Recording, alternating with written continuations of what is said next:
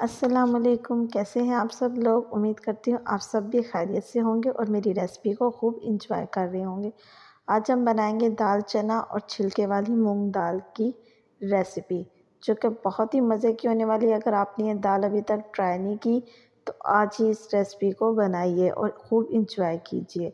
सबसे पहले स्टार्ट करने से पहले मेरी वीडियो को लाइक कर दीजिए। अगर चैनल पे न्यू है तो चैनल को भी सब्सक्राइब कर दीजिए, ताकि आपको मज़े मज़े की वीडियो मिलती रहे। अब ये चना दाल मैंने और मूंग दाल छिलके वाली आधा घंटा पहले पानी में भिगो के रख दी थी। अब मैं इसको अच्छे से वॉश करके एक बर्तन में शामिल कर लूँगी।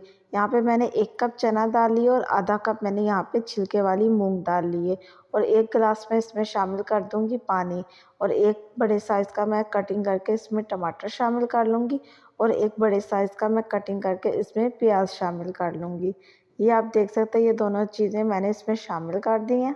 अब इसमें मैं आधा चम्मच नमक का शामिल कर लूँगी। नमक का आप अपने टेस्ट के हिसाब से कम ज़्यादा कर सकते हैं। आधा चम्मच गरम मसाला पाउडर, आधा चम्मच हल्दी पाउडर, 1 चम्मच सुरख मिर्च पाउडर का मैं शामिल कर लूँगी। अच्छे से इसकी मिक्सिंग कर लेंगे। मिक्सिंग करके हम इसको चूल्हे पे चढ़ा देंगे ताकि ये अच्छे से गल जाए। ये दाल सिर्फ 15 मिनट में बॉयल हो जाती है। अगर हम इसको डिप करके रखेंगे पानी में आधा घंटा पहले या 1 घंटा पहले, तो ये दाल बहुत अच्छे से कुक हो जाती है। ये मैंने 1 घंटा पहले पानी में आधा घंटा तकरीबन मैंने पहले भिगो दी थी, तो इसलिए बहुत अच्छे से गल गई है। ये आप देख सकते हैं 15 मिनट बाद मैंने इसका ढक्कन हटाया तो ये बहुत अच्छे से कुक हो चुकी है। अब अच्छे से इसमें चम्मच हिला लेंगे ताकि जो हमारे प्याज और टमाटर एक जान हो जाए। आपने जब दाल को बॉयल करने रखना है तो आपने बार बार इस ढक्कन को नहीं हटाना, तो आपने लो फ्लेम पे इसको रख देना 15 से 20 मिनट के लिए। तो बहुत अच्छे से ये दाल तैयार हो जाती है। जब ये दाल आप गलने के लिए रख दें तो आप इसका साथ में तड़का भी तैयार कर लें, तो 15 मिनट में आपकी दाल तड़के वाली बहुत मज़े की तैयार हो जाती है। तो चलिए अब हम चलते हैं तड़के की तरफ। सबसे पहले हमने यहाँ पे एक पैन ले लेना, इसमें मैं शामिल कर दूँगी ऑयल।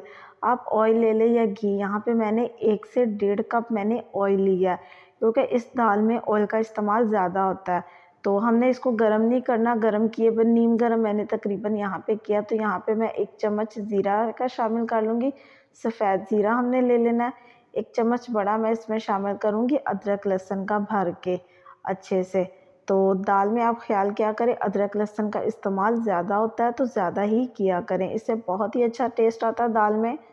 तो अदरक लहसुन हमारे लिए बहुत फ़ायदेमंद होती है, तो ज़रूर अपने खानों में इस्तेमाल करें। और अब अच्छे से हम इसको फ्राई कर लेंगे। अगर गरम घी या ऑयल में हम इसको शामिल करें तो ये बहुत जल्दी से ब्राउन हो जाता है और इसका टेस्ट में भी बहुत फ़र्क पड़ता है।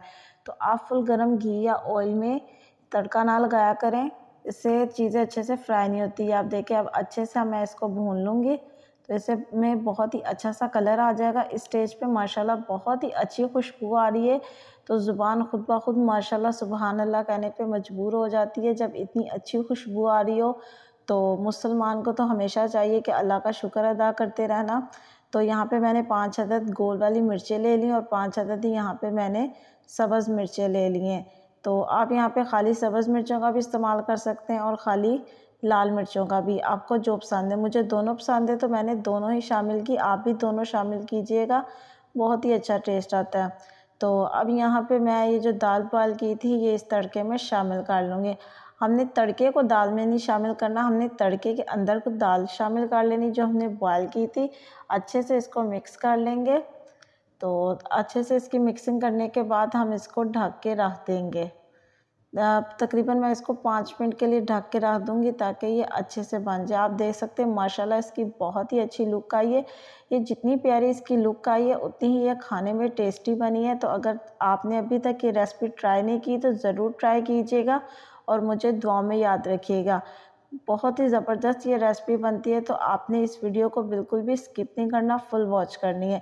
यहाँ पे मैं आधा चम्मच कुटी हुई लाल मिर्च का इस्तेमाल कर रही हूँ ताकि इसका टेस्ट और भी मज़े का हो जाए।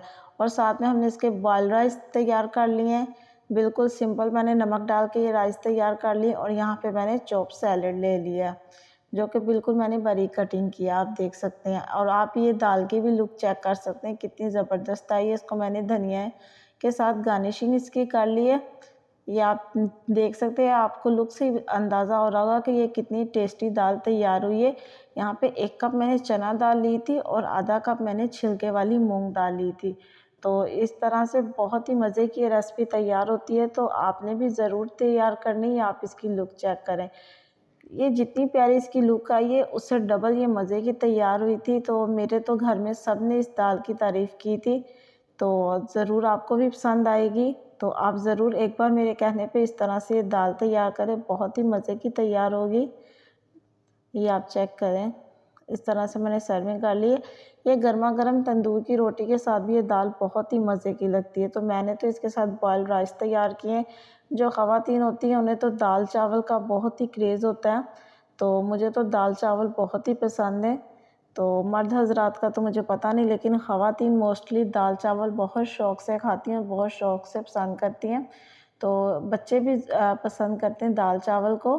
तो ये बहुत ही मज़े की दाल तैयार होती है। तो उम्मीद करती हूँ आपको भी ये रेसिपी पसंद आई होगी। तो अगर आपको ये रेसिपी पसंद आई है तो सबसे पहले मेरी वीडियो को लाइक करें, अगर चैनल पे न्यू हैं तो चैनल को भी सब्सक्राइब कर लीजिए और मुझे कमेंट बॉक्स में ज़रूर बताइएगा कि कैसी बनी है ये रेसिपी और आपको कैसे लगे ये दाल चावल। तो ज़रूर ट्राई कीजिएगा। अगर आपको भी मेरी तरह दाल चावल बहुत पसंद है तो ज़रूर मेरे चैनल को सब्सक्राइब कर लीजिए। यहाँ पे मैं आपको फाइनल लुक दिखा दूँ दाल की। अल्लाह हाफ़िज़।